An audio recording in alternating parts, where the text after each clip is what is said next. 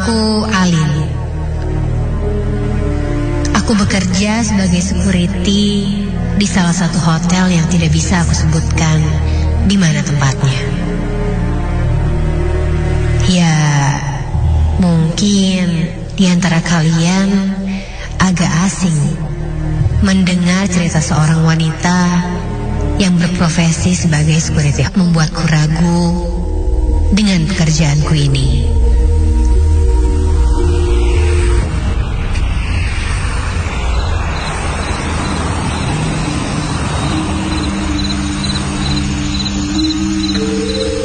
Hotel tempat bekerjaku ini persis berada di samping pintu rel kereta api. Biasanya aku bekerja tak sendiri, tapi ada 2 orang lagi bersamaku. Namun, waktu itu kedua temanku tak bisa masuk kerja karena keduanya sedang sakit. Aku ingat sekali. Saat itu, waktu menunjukkan pukul 7 malam. Dan kulihat dari posku, kondisi di sekitaran jalanan dekat pintu gerbang kereta api ini cukup padat. Karena memang sekarang sedang jam pulang kantor.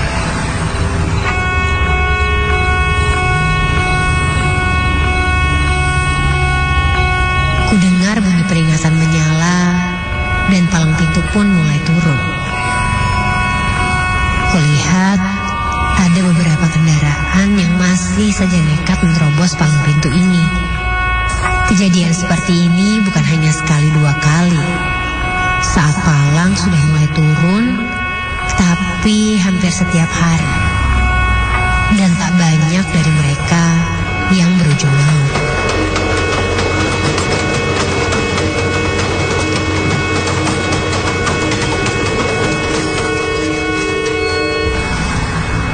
Setelah kereta api sudah melintas, kulihat kendaraan pun mulai berjalan lagi.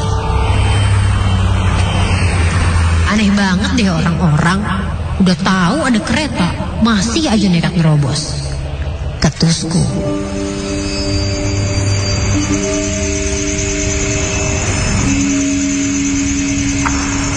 Aku pun kembali menuju pos.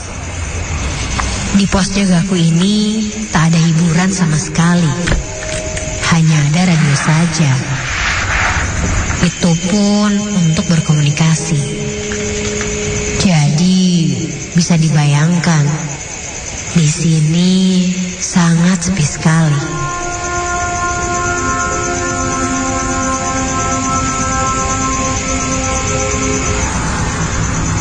Sebenarnya keluargaku menyuruhku untuk mencari pekerjaan lain saja, tidak menjadi seorang security. Karena aku kan perempuan. Ya, mau bagaimana lagi? Tetapi aku sudah terlanjur dikontrak.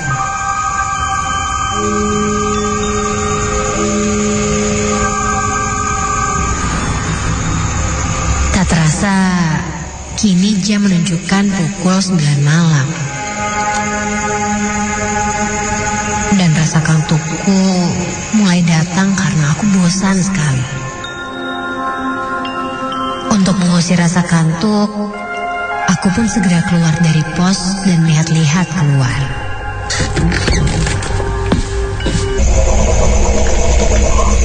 Aku pun mengambil senter dan mulai menyalakannya ke orang itu.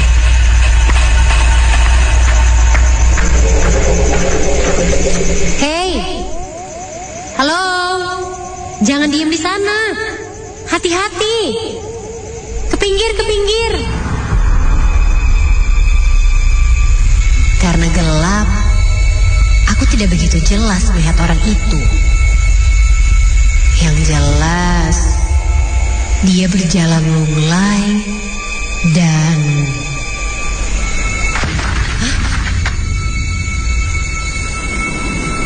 Dia terjatuh.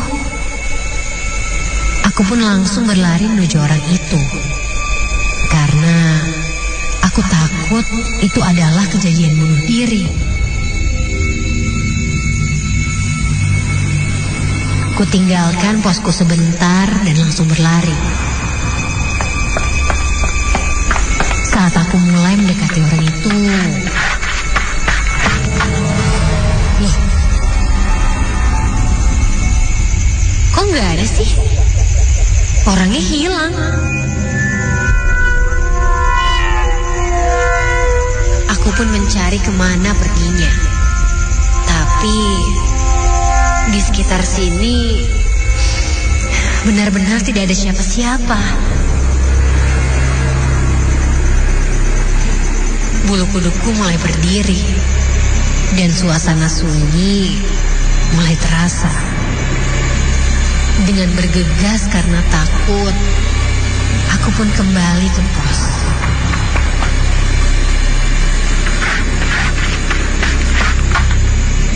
Aku kembali duduk.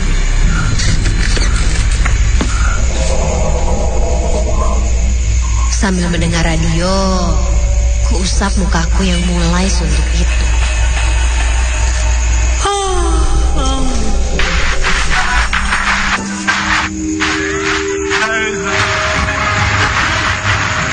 Sampai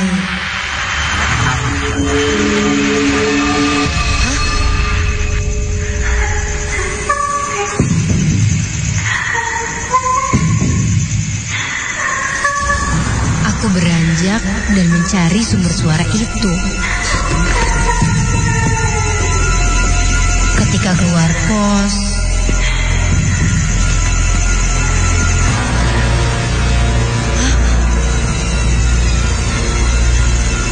aku melihat ada sosok wanita yang sedang duduk di depan pos ini. Rambutnya agak panjang berantakan. Dia menangis sambil menutup wajahnya. Aku pun memberanikan diri untuk bertanya.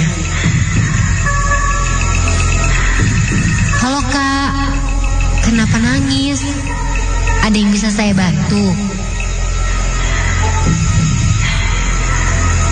Aku bertanya kepadanya.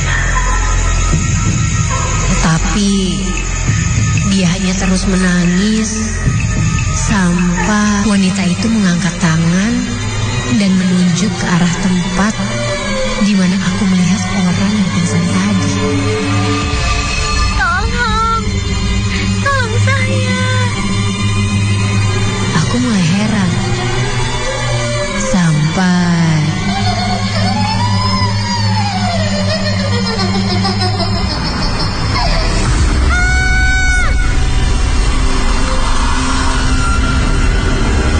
dia membuka tangan yang menutup wajahnya. Kini terlihat wajah yang hancur dan berlumuran darah. Kulihat sangat jelas badannya bergetar seperti sedang kejang-kejang dan meronta sambil mengangkat tangannya untuk menggamaiku. Dan dia tiba-tiba meloncat menangkapku.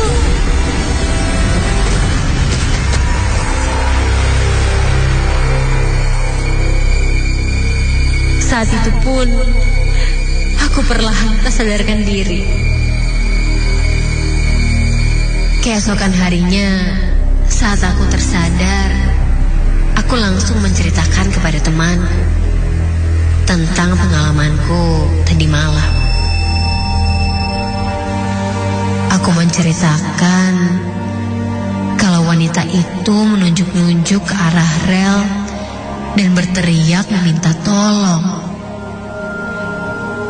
Temanku menyimak jelas ceritaku.